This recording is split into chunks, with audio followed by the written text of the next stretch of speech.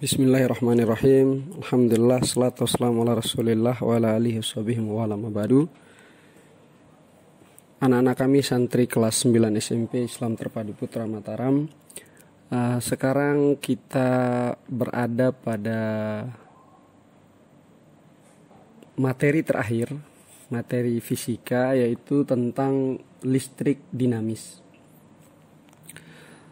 Ada beberapa sub bahasan yang akan kita bahas, yaitu mengenai arus listrik, hambatan listrik, dan beberapa jenis rangkaian listrik.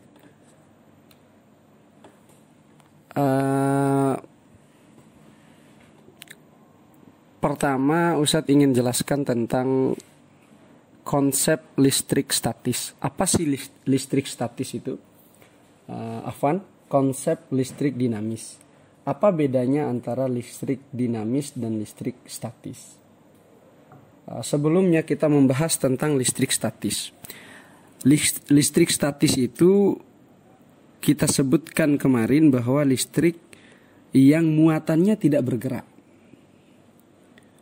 Elektron dan proton yang ada pada suatu benda itu tidak mengalir secara terus-menerus, itu disebut dengan listrik statis. Adapun listrik dinamis adalah listrik yang muatannya Q, yaitu elektron dan proton tadi, mengalir secara terus-menerus. Nah, besarnya muatan listrik yang mengalir ini, itu disebut dengan arus listrik. Jadi di dalam misal contohnya pada rumah kita itu ada bola lampu. Kenapa bola lampu itu bisa menyala? Karena ada muatan listrik yang mengalir melalui kabel listrik itu. Muatan listrik yang mengalir melalui kabel listrik itu kita sebut dengan arus listrik. Syaratnya agar muatan listrik itu dapat disebut sebagai arus listrik ketika muatan listrik itu mengalir secara terus-menerus. Kalau peristiwa seperti kemarin pada pembelajaran listrik statis, bahwa elektron dari rambut berpindah ke sisir ketika kita menyisir rambut dengan plastik yang terbuat dari bahan yang terbuat dari plastik, maka elektron yang ada di rambut akan berpindah ke sisir, kemudian sisir dapat menarik kertas atau tisu yang dirobek-robek kecil gitu. Itu bukan kategori arus listrik. Elektron yang berpindah itu bukan dikatakan sebagai arus listrik. Syaratnya dikatakan sebagai arus listrik itu ketika dia terus-menerus mengalir.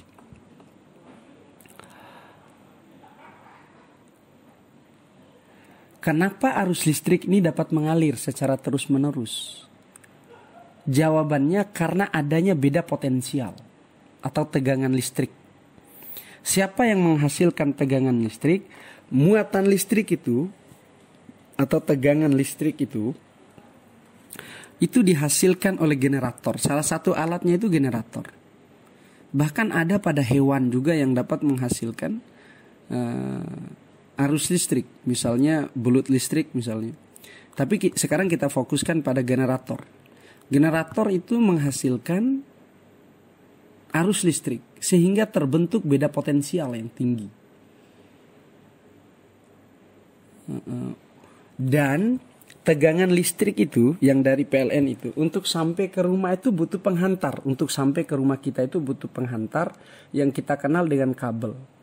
Kabel di situ ada kabel merah dan kabel hitam. Biasanya kabel merah itu untuk proton dan kabel hitam itu untuk elektron. Nah, yang perlu kita ketahui bahwa setiap kabel-kabel yang dari tembaga umumnya di situ itu memiliki hambatan. Sehingga kita juga dituntut dalam pembelajaran ini untuk menghitung nilai hambatan sebuah pengantar gitu. Dalam hal ini kabel misalnya. Jadi ada beberapa hal yang perlu kita ingat tadi, bahwa listrik dinamis itu adalah listrik yang muatannya mengalir secara terus-menerus. Muatan itu dilambangkan dengan Q. Yang kedua tadi, muatan listrik yang mengalir secara terus-menerus itu disebut dengan arus listrik atau kuat arus listrik. Itu dilambangkan dengan huruf I. Sedangkan beda potensial atau tegangan, kenapa arus itu bisa terjadi? Karena ada beda potensial atau tegangan listrik. Itu dilambangkan dengan V. Sebelum lanjut, Ustadz ingin jelaskan apa sih beda potensial itu. Ibarat gini ceritanya. Kita ibaratkan dia dengan air. Jadi kenapa air itu bisa mengalir di dalam selang? Itu karena selang atau pipa itu kita sambungkan pada tandon air. Nah, tandon air itu biasanya berada pada posisi yang lebih tinggi dan tandon itu lebih besar dari wadah untuk kita masukkan air, untuk kita memindahkan air itu. Jadi kalau ada wadah A dan wadah B diisi sama besarnya, kemudian kita isi dengan air sama-sama 10 liter dan ditempatkan pada tempat yang rata, yang sama, maka air dari wadah A tidak akan mengalir ke wadah B. Kenapa? Karena tidak terjadi beda ketinggian, beda volume, tidak ada di situ.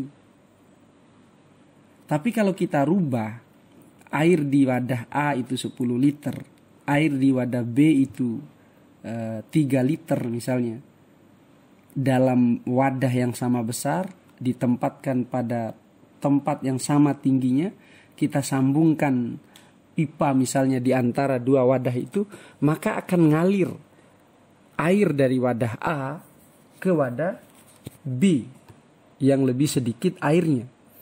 Atau airnya sama banyak, tapi kita tempatkan salah satunya pada tempat yang lebih tinggi. Nah, ibarat seperti itulah model atau cara kerja listrik. Kenapa bisa mengalir itu karena adanya beda potensial. Dan dalam pembelajaran ini kita akan mempelajari tentang bagaimana cara menghitung beda potensial, tegangan listrik, arus listrik, sampai akhirnya kita akan mempelajari tentang bagaimana kita dapat menghitung cara menghitung bagaimana bisa kita bayar listrik 20.000, 30.000 dan seterusnya. Nah, terakhir, listrik merupakan salah satu bentuk energi, ya, energi 2W, dan energi itu dapat diubah. Energi itu dapat diubah, apapun energi itu dapat diubah dari bentuk yang satu ke bentuk yang lain. Ambil contoh misalnya dalam hal ini pada setrika listrik di rumah kita, panas yang dihasilkan oleh setrika listrik itu merupakan hasil perubahan energi listrik menjadi energi kalor atau energi panas. Atau contoh lain, bola lampu yang ada di kamar kita hari ini, atau cahaya yang keluar dari HP atau laptop yang sedang kita gunakan saat belajar sekarang ini. Nah, cahaya yang keluar dari bola lampu atau cahaya yang keluar dari layar HP yang antum pegang sekarang, itu adalah salah satu bentuk perubahan energi. Perubahan energi listrik menjadi energi cahaya. Banyak sekali contoh perubahan energi yang terjadi di sekitar lingkungan kita. Baik, kita lanjutkan. Pertama, kita akan membahas tentang arus listrik. Arus listrik tadi dilambangkan dengan I, merupakan banyaknya muatan listrik yang mengalir per detik.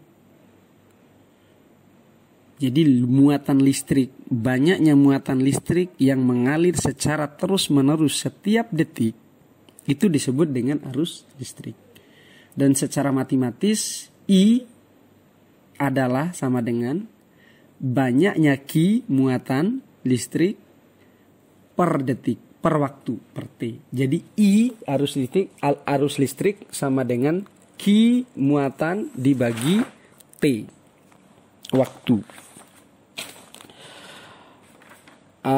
Apa itu I? Kuat arus listrik, satuannya ampere. Ini ampere. Ampere itu dilambangkan dengan huruf A. Nanti kalau antum lihat angka Ustaz tulis 2A berarti 2 ampere. 2 MA 2 miliampere berarti itu Mas. 2 CA 2 sentiampere. 2 DA 2 desiampere. 2 KA 2 kiloampere. Seperti yang kita pelajari di awal pertemuan dulu tentang awalan satuan. Ki muatan listrik, di pelajaran-pelajaran bab sebelum ini maksud Ustaz. Ki muatan listrik, lambangnya C, dan T waktu, sekon lambangnya S. Jadi kalau antum lihat Ustaz tulis 0,2 S berarti maksudnya 0,2 sekon. Di sini ada contoh soal, langsung saja. Contoh soal, arus listrik sebesar 10 miliampere, perhatikan. Arus listrik sebesar 10 miliampere mengalir pada seutas kawat penghantar selama 0,2 sekon. Berapakah besar muatan listrik yang mengalir pada penghantar tersebut? Jadi yang ditanyakan di sini bukan arusnya, tapi muatannya. Bukan I yang ditanya, tapi Ki. Karena arus listrik I sebesar 10 miliampere mengalir pada seutas kawat penghantar selama 0,2 sekon. T berarti berapa besar muatan listrik? Berapa besar Ki yang mengalir pada penghantar tersebut? Pertanyaannya. Rumusnya tadi kita ketahui I sama dengan Ki per T. Nah berarti Ki adalah I kali T. T yang di bawah ini di bawah per Ki per T. T yang di bawah ini di bawah Ki ini, di bawah per ini. Langsung naikkan ke samping. Sehingga T kali I atau I kali T. Sama saja.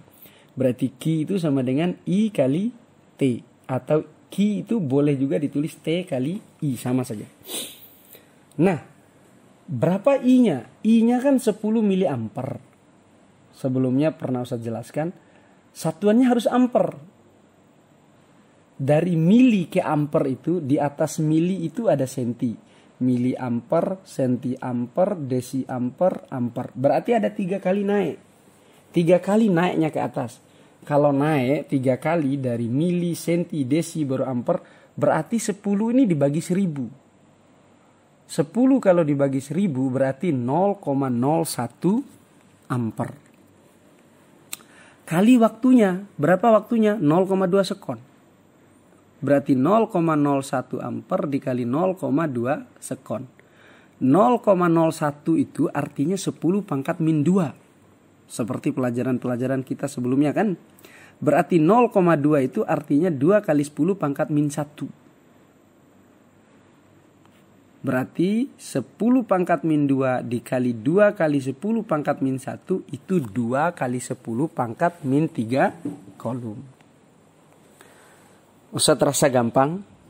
Antum coba terus. Lihat contoh-contoh lain yang ada di internet atau contoh-contoh yang ada dalam buku antum. Ini persis yang ada dalam buku IPA halaman, lupa Ustaz halaman berapa.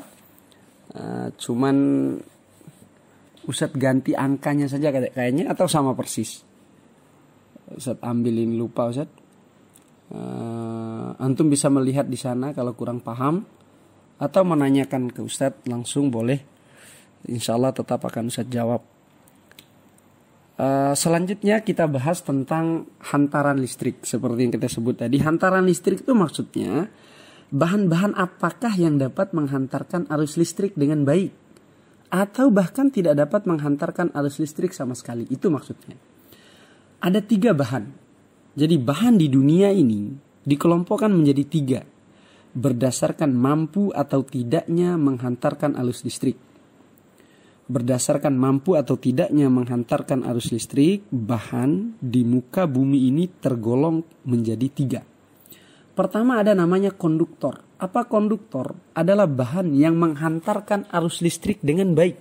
Ingat, konduktor itu adalah bahan apa saja yang antum temukan di dunia ini dapat menghantarkan arus listrik dengan baik. Itu disebut dengan konduktor. Contohnya seperti besi, baja, tembaga, nikel. dan yang sering dipakai di kabel di rumah-rumah kita hari ini atau kabel yang ada di gambar di depan antum ini, itu biasanya dipakai tembaga. Kedua, isolator, lawan dari konduktor, sama sekali tidak dapat menghantarkan arus listrik, itu namanya isolator. Mana contohnya? Plastik, kayu kering, dan kertas. Kenapa kayu kering? Karena kayu basah bisa jadi dia dapat menghantarkan arus listrik walaupun tidak bisa menyalakan bola lampu. Plastik, misalnya plastik, ada kabel terbuka bungkusannya, maka cukup kita bungkuskan dengan plastik. Kita lilit dia dengan plastik, kemudian kita pegang lilitan itu setelah rapi tertutup, maka dia tidak akan nyetrum kita. Kita tidak akan kesetrum karena plastik itu tidak dapat menghantarkan arus listrik. Yang terakhir, semikonduktor adalah bahan antara konduktor dan isolator gitu loh. Bukan konduktor, bukan isolator dia. Karena dia bergantung pada suhu bahan tersebut. Jika suhunya tinggi, maka dia dapat mengalirkan arus listrik. Kalau dia dalam suhu tinggi, dalam keadaan panas, dapat dia mengalirkan arus listrik. Tapi kalau dingin, sebaliknya tidak mampu kalau dingin. Tidak dapat mengantarkan arus listrik. Contohnya seperti germanium. Jadi germanium itu silikon, selenium. Yang sering kita lihat itu germanium. Seperti yang ada pada gambar ini. Gambar yang saya tampilkan ini untuk memudahkan pemahaman saja. Pertama contoh konduktor, kedua contoh isolator, ketiga contoh semikonduktor. Baik, selanjutnya kita bahas mengenai hukum Ohm. Hukum Ohm. Ohm itu nama seorang ilmuwan, lahir sekitar tahun 1789 sampai tahun, dan meninggal sekitar tahun 1854. Beliau ini, si Ohm ini, meneliti hubungan antara potensial listrik, tegangan listrik sama saja, potensial atau tegangan. Hubungannya antara potensial, kuat arus, dan hambatan listrik. Itu yang dia teliti. Hasil dari penelitiannya, dia menuliskan secara matematis bahwa besar tegangan listrik, besar V, perhatikan, yang warna apa ini?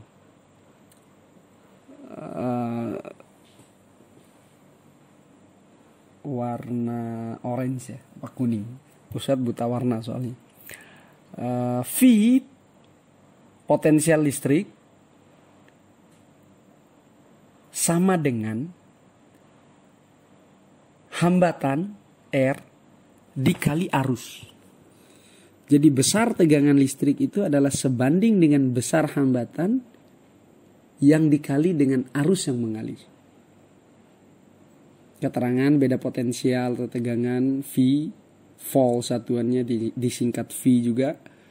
Jadi kalau antum lihat Ustaz tulis 250 volt, F itu berarti 250 volt atau 25 volt. R hambatan listrik, satuannya ohm. Lambang dari ohm itu seperti ini, omega. Ini lambang dari satuan ohm. I kuat arus listrik, ampere, lambangnya A. Di samping sudah ada contoh soal, kita jawab sama-sama. Diketahui sebuah sumber listrik sebesar 25 volt, berarti tegangan. 25 volt ini berarti tegangan listriknya. Jika sumber listrik dihubungkan dengan sebuah lampu yang hambatannya 5 ohm, 5 ohm berarti R-nya. Hitunglah arus yang mengalir dalam lampu tersebut. Nah, rumusnya kan V sama dengan R kali I yang kita tahu. Bagaimana cara mencari I? Seperti ini rumusnya. I sama dengan V per R. Tulis V-nya per R di bawahnya. Pindah R yang di samping I tadi itu ke bawah sebelah sama dengan ini. Bagaimana cara mudah mengotak-ngatik rumus itu? Antum tulis sekarang. Antum tulis di buku antum. Siapkan buku tulis sekarang. Pause dulu videonya. Stopkan dulu videonya. Antum sediakan pulpen sama buku tulis. Antum tulis 20 sama dengan 5 dikali 4. Nah, 20 sama dengan 5 dikali 4 kan sama dengan rumus itu. V sama dengan R kali I. Berarti V-nya 20 maksud Ustaz, R-nya 5 maksud Ustaz, dan I-nya 4. Sekarang ditanya 4. Tulis. 4 sama dengan 20 dibagi 5. Nah, kan sama. 20 bagi 5 sama dengan 4. Berarti kalau di sini ditanya I. I sama dengan V per R. 20 bagi 5 tadi. Semoga antum bisa pahami. Kita lanjutkan di sini, berarti I sama dengan V per R. I sama dengan 25 per 5. Kita dapatkan jawabannya 5 ampere. InsyaAllah mudah. Kita lanjutkan. Berikutnya adalah rangkaian listrik. Di rumah kita ada 2 jenis rangkaian listrik itu. Pertama ada listrik atau kabel-kabel itu yang dirangkai secara seri. Dan ada listrik-listrik atau kabel-kabel itu yang dirangkai secara paralel. Kabel-kabel itu cara menyambung kabel itu maksudnya. Tapi di sini kita lebih kepada hambatannya pada hal-hal berikut ini yang ingin kita bahas di sini. Yang pertama yang ingin kita bahas ini adalah rangkaian seri. Rangkaian seri itu seperti ini. Dia berurut. R1, hambatan 1, hambatan 2, hambatan 3. Kalau rangkaian paralel itu seperti ini. Set ke slide 2 dulu, seperti ini dia. Dia bercabang. R1 naik ke atas, R2 lurus, R3 ke bawah. Jadi diparalelkan seperti ini. Ini namanya paralel. Kalau ini namanya, yang atas tadi namanya seri. Ini rangkaian seri. Nah, ada 3 hal yang perlu kita ketahui di sini. Kenapa tadi kita bahas hukum Ohm? Ohm itu kan membahas tentang tegangan, arus, dan hambatan. Di sini pada rangkaian listrik itu tidak terlepas dari itu. Ada hambatan, ada arus, ada tegangan. Bagaimana hambatan pada rangkaian seri? Pada rangkaian seri itu hambatannya seperti ini. Jadi R total atau R pengganti hambatan ini. Jadi kan ini kan ada 3 R. Ada 3 R. Kalau kita buatkan 1 R saja untuk mengganti 3 R ini, berapa besar nilainya? Maka caranya kalau mau kita cari R, 1 saja R yang bisa mengganti R1, R2, R3. Atau kita mau mengetahui berapa besar R1, R2, R3 itu, maka cukup kita jumlahkan saja. R1 tambah R2 tambah R3. Kalau antum ketemu rangkaian seri seperti ini atau seperti contoh soal ini lurus, berarti tinggal dijumlah saja. Nah, yang perlu antum ingat itu ini. Arus pada rangkaian seri itu, arus total dari A sampai D ini itu sama. I totalnya 5, misal. Berarti I antara A dan D ini 5 misalnya. I antara A dan B juga 5. I antara B dan C juga 5. I antara C dan D juga 5. Jadi I pada rangkaian arus atau I pada rangkaian seri itu sama. IA sama dengan IB sama dengan IC sama dengan ID. Tapi tegangan pada rangkaian itu berbeda-beda. Tegangan totalnya itu sama dengan hambatan totalnya. VA tambah VB tambah VC tambah VD. Atau V di R1 tambah V di R2 tambah V di R3. Itu sama dengan V totalnya. Contoh soal di sini. Hitunglah nilai hambatan pengganti untuk rangkaian berikut. Jadi ditanya hambatan pengganti.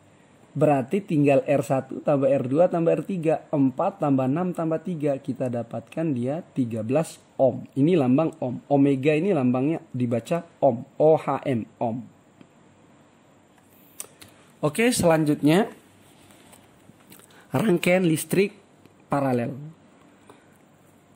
Kalau rangkaian listrik paralel itu tinggal dijumlah saja hambatan penggantinya atau hambatan totalnya, maka untuk rangkaian paralel, kalau rangkaian seri kan tinggal jumlah. Kalau rangkaian paralel, caranya 1 per R1 ditambah 1 per R2 ditambah 1 per R3.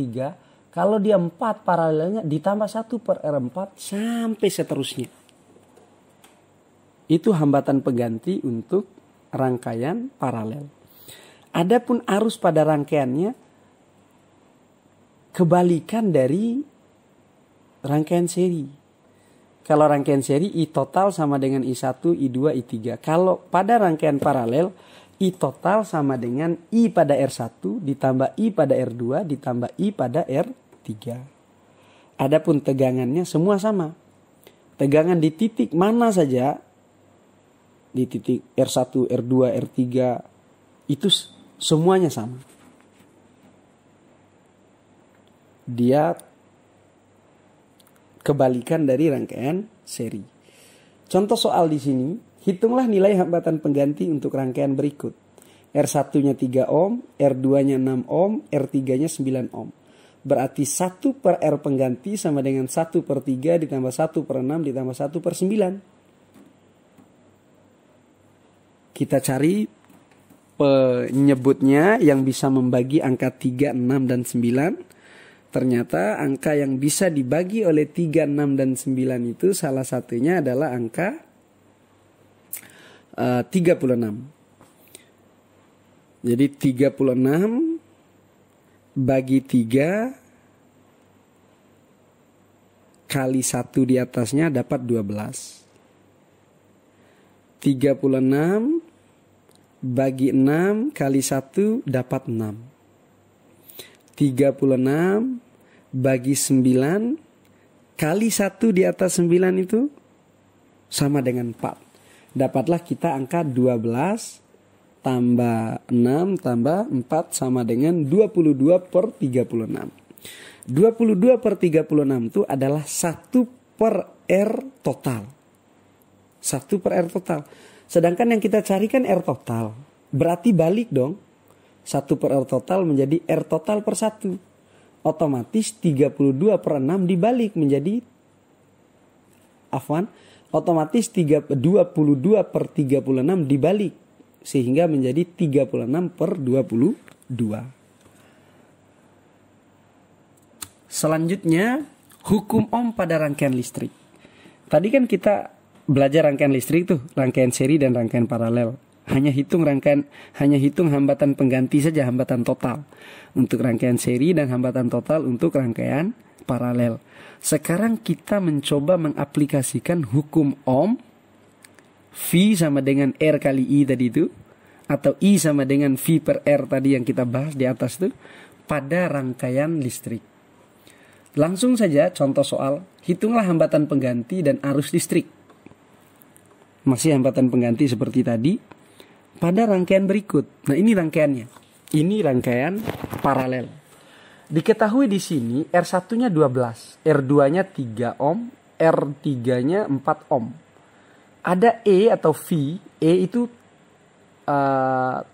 beda potensial atau tegangan listrik. Seperti yang Ustadz kasih tanda sebelumnya itu. Di sini, tuh melihat di sini. E sama dengan V total. Nah, E itu sama dengan tegangan listrik maksudnya. Nah, E-nya 5 volt. Sedangkan R-nya, R kecil ini R dalam, hambatan dalam artinya. Hambatan yang ada di kabel ini. Jadi kalau antum dapat R totalnya ditambah 1, nah itu akan menjadi hambatan total yang ada. Sekarang ditanya ini, hitunglah hambatan pengganti. Berarti hitung hambatan paralel dari R1, R2, R3. Tapi kalau ditanya, hitunglah hambatan seluruh hambatan yang ada dalam rangkaian ini. Berarti R1 paralelkan dengan R2, paralelkan dengan R3, ditambah R dalam, hambatan dalam, R kecil. Yang ditanya itu hambatan pengganti untuk ini saja. Baru kemudian arus total yang ditanya. Nah, kita ke soal pertama tentang hambatan pengganti. Sama seperti tadi, 1 per R pengganti sama dengan 1 per 12 R1 tambah 1 per 3 R2 tambah 1 per 4. Sama seperti tadi. Angka apa yang dapat dibagi oleh angka 12, 3, dan 4? Oh, ternyata angka 12 itu sendiri. Sehingga di sini pembilangnya Ustadz tulis penyebutnya Ustadz tulis 12. 12 bagi 12 kali 1 dapat 1. 12 bagi 3 kali 1 dapat 4. 12 bagi 4 kali 1 dapat 3. Sehingga kita dapat 1 tambah 4 tambah 3 sama dengan 8. 8 per 12. Ingat, 8 per 12 ini 1 per R total, R pengganti. Yang kita cari itu R pengganti. Berarti R pengganti, R total dibagi 1 dibalik menjadi 12 dibagi 8. Kita dapat 1,5 volt. Gunakan persamaan hukum Ohm untuk mencari kuat arus listrik. I sama dengan V per R. Seperti saya jelaskan sebelumnya. Berarti 5 volt dibagi 1,5 ohm ditambah 1 ohm. Afwan, soal nomor 1 ini salah satuannya. R itu satuannya ohm. 1,5 ohm bukan volt. Ini salah. V ini salah. Jadi 1,5 ohm ditambah 1 ohm sama dengan 2,5 ohm. Berarti 5 dibagi 2,5 ohm sama dengan 2 ampere. Jadi I itu satuannya ampere. Ustadz terasa jelas.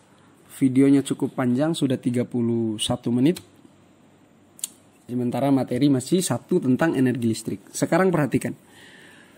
Terakhir energi listrik. Besar energi listrik itu sebanding dengan besarnya tegangan listrik. Sebanding dengan besarnya tegangan. Energi itu sama dengan tegangan listrik dikali kuat arus listrik dikali waktu penggunaan listrik itu. Secara matematis dituliskan sebagai berikut. W energi listrik sama dengan V kali I kali T. Keterangannya ini, energi itu lambangnya W, satuannya joule, ditulis J, joule. Tegangan listrik V, kuat arus listrik A, T waktu sekon. Langsung ke contoh soal. Sebuah rumah tangga menggunakan 4 lampu masing-masing 5 watt dan dinyalakan 10 jam per hari.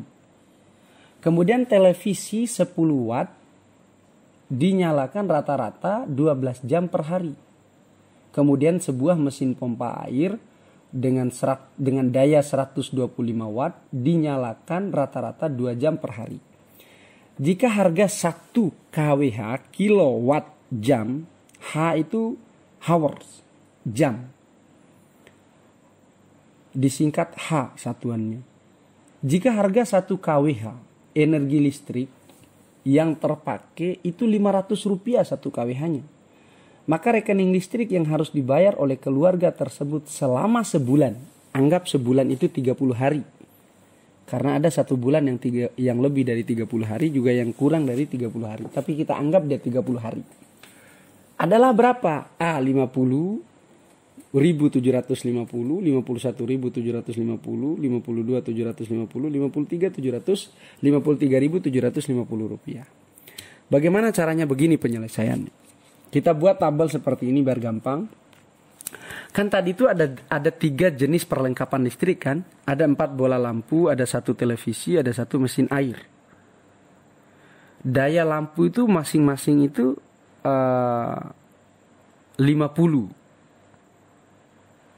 TV itu 100, mesin air itu 125. Berarti total dayanya kan kali 4 tuh. Total daya yang ini kali 1, total daya yang ini kali 1. Nah, ini dayanya kita dapat. Berarti sama dengan ini. Kan energi listrik itu W sama dengan V. V itu di sini sudah jadi ini V-nya. V dan I-nya sudah ada di daya. W itu sama dengan V kali I kali T. V dan I-nya ini adalah daya kali T. Berarti tinggal seperti ini. 4 kali 50 kali 10 sama dengan 2000. Satu televisi kali 100 wattnya kali 12 sama dengan 1200. 1 pompa air kali 125 kali 2 sama dengan 250. Sehingga kita dapatkan, ini penggunaan per hari. Sehingga kita dapatkan 3450 watt per hari. Ini masih WH. Watt hours. Nah, kan harus dirubah ke kilo. kilowatt. Berarti bagi 1000. Watt, dekawatt, hektowatt, kilowatt. Berarti dibagi 1000. Berarti sama dengan 3,45 kWh per hari. Jika 1 kWh sama dengan Rp500 bayarnya, maka pembayaran listrik untuk 1 bulan pada rumah itu adalah 3,45 kWh dikali 30 hari dikali Rp500. Afwan, di sini 50 saya tulis 500 maksudnya. Tapi hasilnya benar. 51.750 rupiah. Berarti dari soal tadi itu jawabannya adalah B. Ada soal semacam ini dalam soal latihan. Ada juga soal seperti ini yang Ustadz keluarkan pada ulangan. Ulangan akhir semester yang akan kita laksanakan mulai Sabtu Minggu besok ini sampai Sabtu pekan depannya lagi. Insya Allah IPA pada Sabtu pekan depannya lagi, bukan Sabtu besok ini. Hari terakhir ujian IPA insya Allah. Seperti biasa anak-anak kami yang kami cintai karena Allah Subhanahu wa taala, di akhir video ini Ustadz sediakan link soal. Antum jawab soal ini, ada 2 yang antum dapat, yaitu dapat nilai kehadiran dan dapat nilai menjawab soal. Sekian dari Ustadz. Subhanakallahumma wabihamdik, asyhadu an la ilaha illa anta, astaghfiruka wa atubu ilaik.